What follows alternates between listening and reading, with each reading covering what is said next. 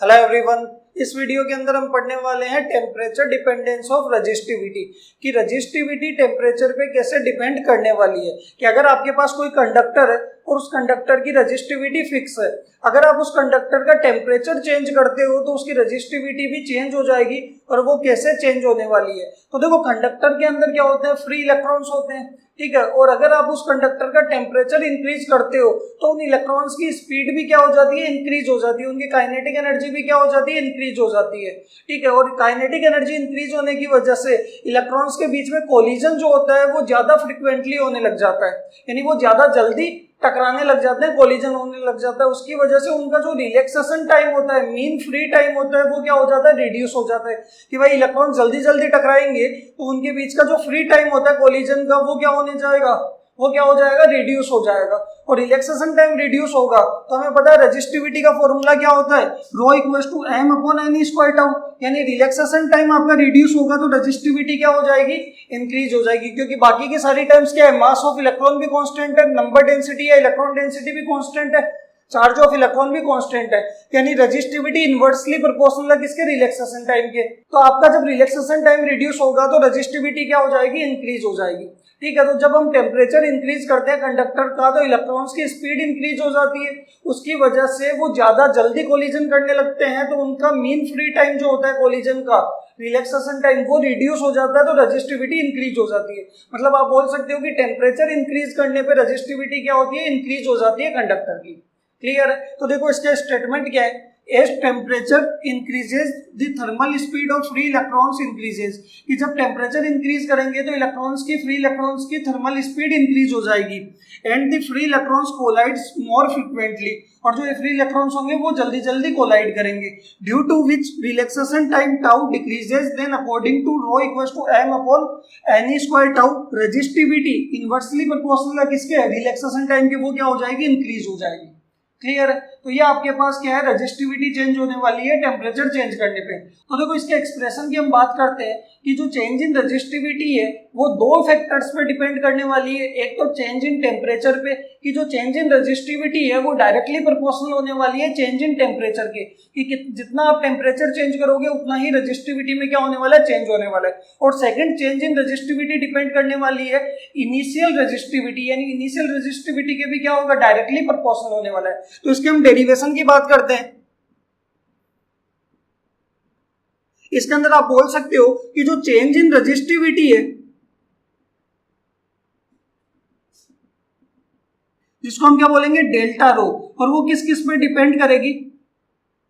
पहला, delta rho जो होगा वो डायरेक्टली प्रोपोर्शनल होने वाला है चेंज इन टेम्परेचर के, यानी आप बोल सकते हो डेल्टा टी के। इसको मान लेते हैं इक्वेशन नंबर 1।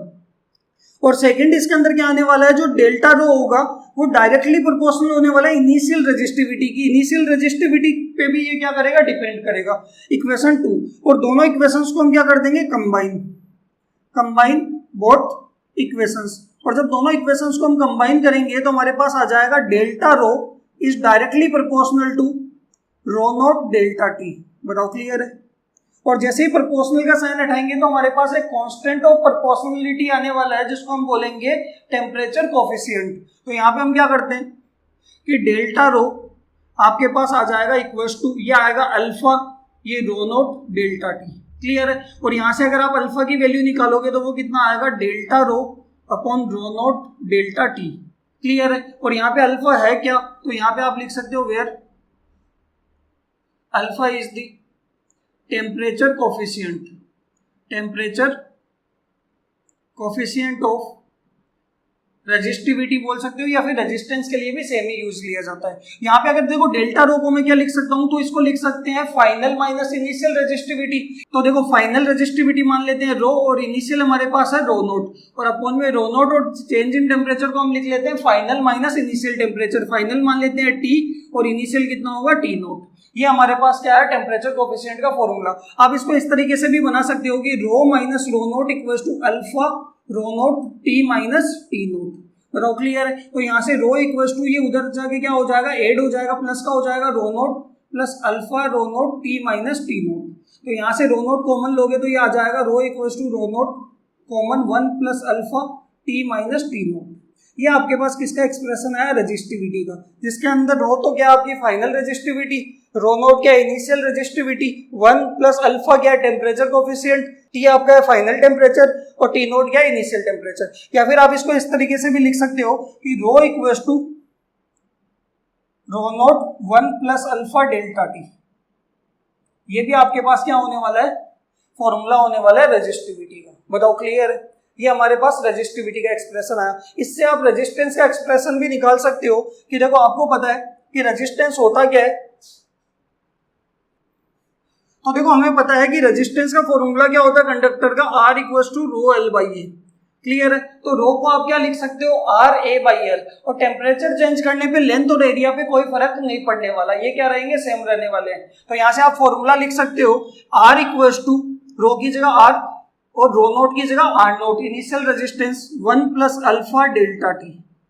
बताओ ये आपके पास क्या है, रेजिस्टेंस का फॉर्मूला आया। इसके अंदर आप ये भी बोल सकते हो कि जब आप टेम्परेचर इंक्रीज करोगे तो क्या होने वाला है, रेजिस्टेंस भी इंक्रीज होने वाला है, क्योंकि सेम फॉर्मूला आप यहां से बोल सकते हो कि आर इक्वल टू आपके पास फॉर्मूला क्या है, M L upon N E square A tau. Clear, तो जब आप टेम्परेचर इंक्रीज करोगे तो इलेक्ट्रॉन्स की स्पीड इंक्रीज होगी, तो वो ज्यादा जल्दी कोलाइड करेंगे, तो क्या होने वाला है, रिलैक्सेशन टाइम रिड्यूस होने वाला है, और जब रिलैक्सेशन टाइम रिड्यूस होगा तो रेजिस्टेंस भी क्या होगा, इंक्रीज हो जाएगा, रेजिस्टिविटी भी इंक्रीज होगी। तो यहाँ से आपके पास रेजिस्टेंस का फॉर्मूला क्या आएगा, R equal to R not 1 plus alpha delta T. बताओ क्लियर है, या फिर डेल्टा टी को क्या लिख सकते हो, final minus initial T minus T note. Clear है, इसके अंदर कुछ चीजें आपको ध्यान रखनी है, और वो क्या है, वो है कि अल्फा की जो वैल्यू होती है वो मेटल्स के लिए या कंडक्टर्स के लिए, फॉर कंडक्टर्स, या फिर आप बोल सकते हो मेटल्स, अल्फा की वैल्यू क्या होती है, अल्फा की वैल्यू होती है पॉजिटिव। क्लियर है, कि अगर अल्फा की वैल्यू पॉजिटिव है, यहाँ पे अल्फा की वैल्यू पॉजिटिव है, तो अगर आप टेम्परेचर इंक्रीज करोगे तो रेजिस्टिविटी और रेजिस्टेंस भी क्या होने वाला है, इंक्रीज होने वाला है। ठीक है, अगर मैं बात करूं for insulator and semiconductor, for insulator and semiconductor, तो देखो आपको पता है इंसुलेटर क्या होते हैं, जो करंट को बिल्कुल भी पास नहीं होने देते, और सेमीकंडक्टर होते हैं जो हाई टेम्परेचर पे तो कंडक्ट करते हैं और लो टेम्परेचर पे कंडक्ट नहीं करते, इंसुलेटर की तरह बिहेव करते हैं। तो इन दोनों के लिए अल्फा की जो वैल्यू होने वाली है वो होगी नेगेटिव, और नेगेटिव होगी तो यहाँ पे देखो ये साइन किसका आएगा, माइनस का आएगा। तो टेम्परेचर इंक्रीज करने पे ये देखो वैल्यू इनिशियल से क्या होने वाली है, कम होने वाली है, यानी टेम्परेचर इंक्रीज करने पे रेजिस्टेंस और रेजिस्टिविटी दोनों क्या होने वाले हैं, डिक्रीज होने वाले हैं। किसके लिए, इंसुलेटर और सेमीकंडक्टर के लिए। तो ये आपको ध्यान रखनी है, इसके ऊपर डायरेक्ट एमसीक्यू भी आपको पूछ लिया जाता है बोर्ड के अंदर कि अल्फा की वैल्यू पॉजिटिव होती है मेटल्स या फिर कंडक्टर्स के लिए, और इंसुलेटर एंड सेमीकंडक्टर दोनों के लिए क्या होती है, नेगेटिव होती है। बताओ क्लियर है यहाँ तक।